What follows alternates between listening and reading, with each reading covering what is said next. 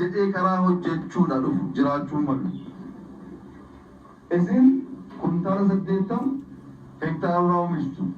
Nuti immoo kana rakkanneetu biyya garaagaraa karaa jiruutiin gashina. Amma kana jechuu waatti qabdani mootummaan kun biyya alaati biduu wayyaaf moo nurraa bitatee gargaaramu wayyaati.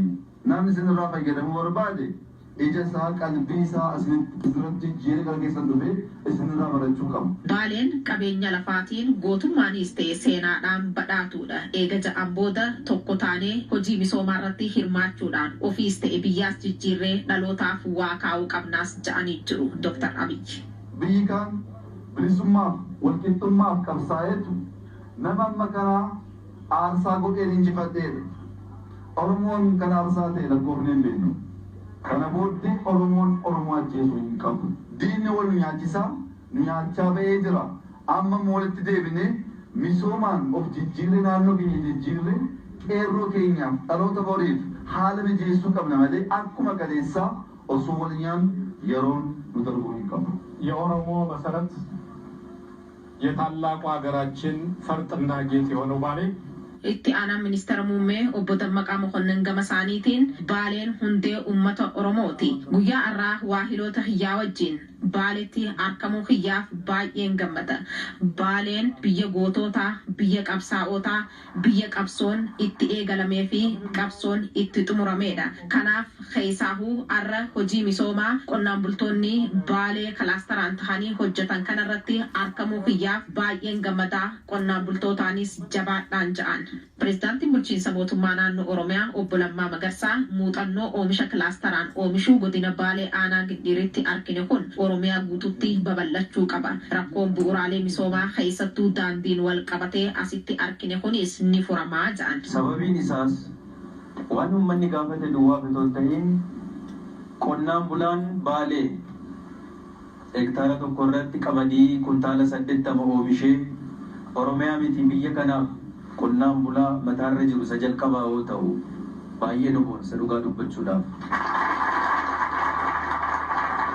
Kuntaala hanga kana oomishee yoo gabaatti dhiyeeffachuu baate yoo gabaa argachuu baate gara gabaatti dhaquudhaaf daandii argachuu baate Baalee miti Oromiyaan hin geeddaramtu. Biyyi kun hin geeddaramtu waan taaneef waan bu'uuraalee misoomaa waliin wal qabatee jiru waan gabayaa waliin wal qabatee jiru ajandaa mootummaa naannoo Oromiyaa isaan gafaa ajandaa muummee ministeera keenyaallee isaan gafaa ta'ee irratti waliin hojjenna jedheetanii nan yaada. Uummanni Baalee gootummaa fi ciminaan hojjechuudhaan beekama. Hangafoota kalee Baaleef qabsaa'an nutiis faana buunee keessattuu hojii misoomaatiin cimnee hojjechuu qabnaas ja'anii jiru Pireezidaanti Lammaan. Yoo nagaa qaban waan Oromummaa ol qabuu guddisuu waan Oromiyaa jijjiiruu irratti yeroo nuti qusannu jiru.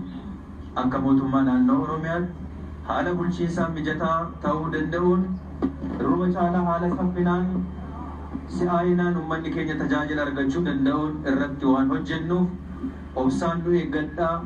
Qonnaan bulaan keenya akkuma amma jalqabdanitti immoo jabaadhaa hojjedhaa isin bira jirra. Isinis nu bira dhaabbadhaa wal qabannee Oromiyaa jijjiirraa ulfaadhaa.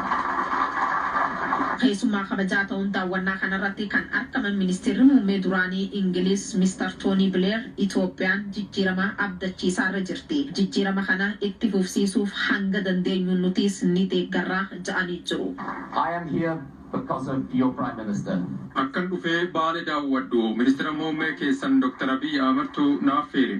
Lafa gaarii fi sammuu misoomaa gaarii jiraachuu hubadheen jira. Carraaqqii jijjiirama ministeerri muummee taasisaa jiran cinaa dhaabbannee hanga dandeenyuun deeggarra. And I will do everything I can to help him because I believe in him. And I believe in you. I believe in the people of Bali, the people of Ethiopia. Xumurarratti keessummootaaf uffanni aadaa bullukkoo fi sangaan kennameefii jira.